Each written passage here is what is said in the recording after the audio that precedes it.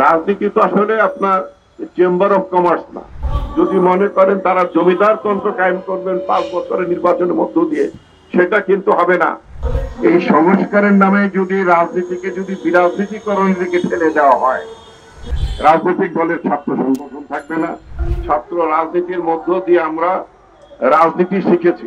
খোদ মার্কিন যুক্তরাষ্ট্রে ডেমোক্রেটিক পার্টির পক্ষে তাদের ছাত্র সংগঠন আছে, রিপাবলিকান পার্টির পক্ষে ছাত্র সংগঠন আছে। সারা পৃথিবীতে গণ অভ্যুত্থানের পরে নির্বাচন হয়।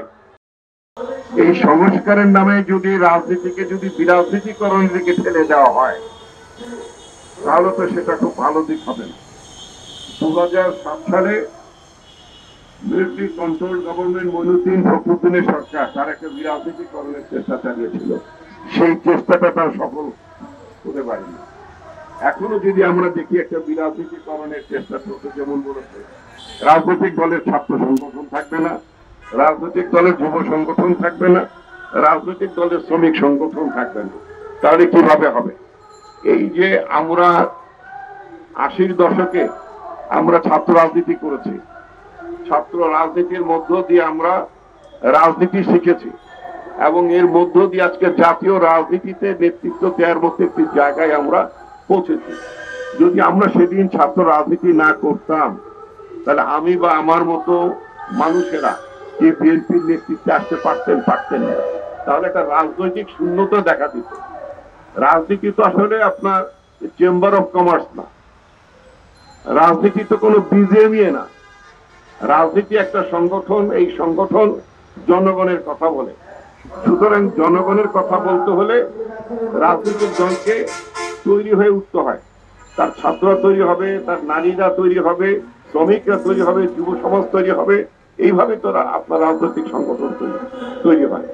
আজকে যারা এই যে ছাত্র সংগঠন থাকবে না, যুব সংগঠন থাকবে না বলে দাবি করছেন, মানে সংস্কারে বলেছেন, তাদের জানার কথা খোদ মার্কিন যুক্তরাষ্ট্রে ডেমোক্রেটিক পার্টির পক্ষে তাদের ছাত্র সংগঠন আছে, রিপাবলিকান পার্টির পক্ষে ছাত্র সংগঠন আছে। এক একটা দেশের এক একটা ধারা। কিন্তু যারা ডেমোক্রেটিক ইউথ, ডেমোক্রেটিক স্টুডেন্টস আছে তো সেই সব দেশে, তা না হলে সেখানে আপনার রাজনীতি কি করে গড়ে উঠবে? আরেকটা কথা তারা যেটা ভুলে যান, সেটা হচ্ছে যে গণ অভ্যুত্থান হয়েছে, তারা বলেন যে বড় সংস্কার করতে হবে, ছোট সংস্কার করতে হবে। তাদের উদ্দেশ্যে একটি কথা বলতে চাই, সারা পৃথিবীতে গণ অভ্যুত্থানের পরে নির্বাচন হয়। গণ অভ্যুত্থানটা কেন হয়? ক্ষমতায় যারা থাকেন, নির্বাচনকে যারা তোয়াক্কা করেন না, জনগণের ভোটকে তোয়াক্কা করেন না, জনগণকে তোয়াক্কা করেন না, ফ্যাসিবাদ কায়েম করেন, গুম খুনের মধ্য দিয়ে যারা ক্ষমতায় থাকতে চান, একটা পর্যায়ে জনগণ সেই সরকারকে উচ্ছেদ করার জন্য রাজপথের নামে, সেটার নামে হচ্ছে গণ অভ্যুত্থান। গণ অভ্যুত্থান কোন সংবিধান মেনে গণ অভ্যুত্থান হয় না। সংবিধান মেনে ওই যে গণভবনটা দখল হয়েছিল 5 তারিখে, সেটা কি সংবিধান মেনে হয়েছে? বাংলাদেশের জনগণ যে গণভবনকে দখল করেছিল 5 তারিখে, ওই গণভবনটার নামেই মাত্র নাম ছিল গণভবন, কিন্তু ওইটা আসলে গণভবন ছিল না। ওই গণভবনে থাকতেন গুমের রানী, ওই গণভবনে থাকতেন ফ্যাসিবাদের রানী, ওই গণভবনে থাকতেন বাংলাদেশের মানুষের সম্পদ লুণ্ঠন করা পাচারকারীদের নেত্রী, গণভবনে থাকতেন জনগণের দুশ্মন থাকতেন গণভবনে। কিন্তু 5 তারিখে 5ই আগস্টে উত্তর, দক্ষিণ, পূর্ব, পশ্চিম চারদিক থেকে জনগণ ওই গণভবন ঘেরাও করলো। গণভবন ঘেরাও করার মধ্য দিয়ে শেখ হাসিনা বুঝতে পারলেন তাকে আর ওই গণভবনে থাকা যাবে না, বাড়ির পেছন দিয়ে তিনি পালিয়ে গিয়েছেন। অর্থাৎ জনগণ প্রথমবারের মতো, দেশের মালিক যে জনগণ, এই প্রজাতন্ত্রের মালিক যে জনগণ, ওই গণভবনের মালিক যে জনগণ, সেটা জনগণ 5ই আগস্টে প্রমাণ করেছে। সুতরাং দেশের মালিক জনগণ, এটা মাথায় রাখতে হবে। রাজনৈতিক দল, রাজনৈতিক নেতারা নিজেদেরকে যদি কেউ জমিদার ভাবেন, যদি মনে করেন তারা জমিদার তন্ত্র কায়েম করবেন 5 বছরের নির্বাচনের মধ্য দিয়ে, সেটা কিন্তু হবে না। 5ই আগস্টে বাংলাদেশের জনগণ গণভবন দখল করার মধ্য দিয়ে প্রমাণ করেছে গুমের রানী, ফাঁসিবাদের রানীর বাংলাদেশে কোনো স্থান নেই। আমি আরেকটি কথা বলতে চাই, এই যে 69 সালে, তখন আমরা পাকিস্তানের মধ্যে ছিলাম। 69 সালে গণ অভ্যুত্থান হয়েছে, তৎকালীন ছাত্র সমাজ জনগণ গণ অভ্যুত্থান করেছিল। এই গণ অভ্যুত্থানের 1 বছর পরে 70 সালে একটা নির্বাচন হয়েছে, অর্থাৎ গণ অভ্যুত্থানের পরে নির্বাচন হয়েছে।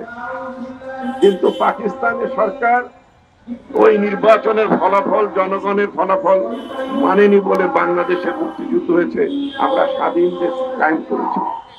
গণ অভ্যুত্থানের পরে শ্রীলঙ্কা তো 2 বছর 3 বছর আগে একটা গণ অভ্যুত্থান হলো, তো সেখানে গণ অভ্যুত্থানের পরে নির্বাচন হয়নি, নাকি সংস্কারের নামে বছরের পর বছর তারা সময় ক্ষেপণ করেছে?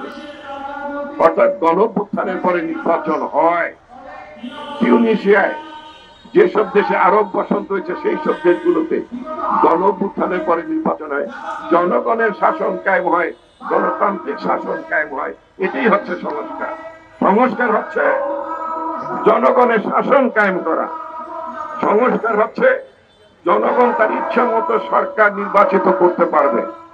সংস্কার হচ্ছে জনগণ তার ইচ্ছা মতো সরকারকে ক্ষমতা থেকে নামিয়ে দিতে পারবে, সেটার নামই হচ্ছে সংস্কার।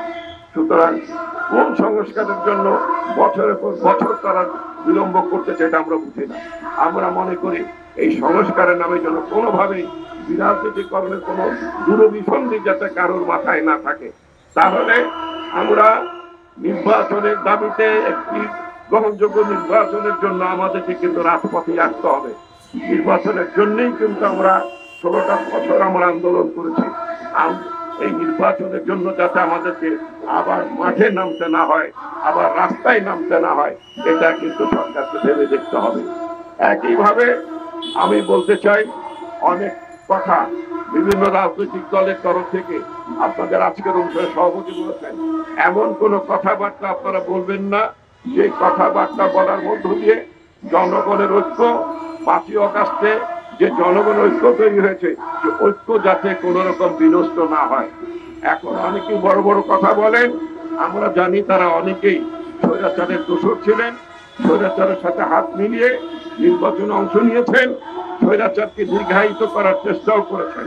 সুতরাং হঠাৎ করে আপনার চেহারা বদলায় ফেলে বিপ্লবী সাজলে সংগ্রামী সাজলে তো সেটা হবে না। সুতরাং এমন কোন কথাবার্তা আমরা কোন রাজনৈতিক দল যাতে না বলেন, যাতে ঐক্য বিনষ্ট না হয়। কারণ আমাদের ঐক্য দরকার। আমাদের নির্বাচন পর্যন্ত দেশকে সংহত করার জন্য আমরা যে গণতন্ত্রের জন্য লড়াই করেছি, সেটার জন্য আমাদের ঐক্য ধরে রাখতে হবে। আপনাদেরকে ধন্যবাদ জানাতে চাই। আমি আসলে বক্তব্য আর দিতে পারছি না। আপনাদেরকে অনেক অনেক শুভেচ্ছা, ধন্যবাদ। আসসালামু আলাইকুম ওয়া রাহমাতুল্লাহ।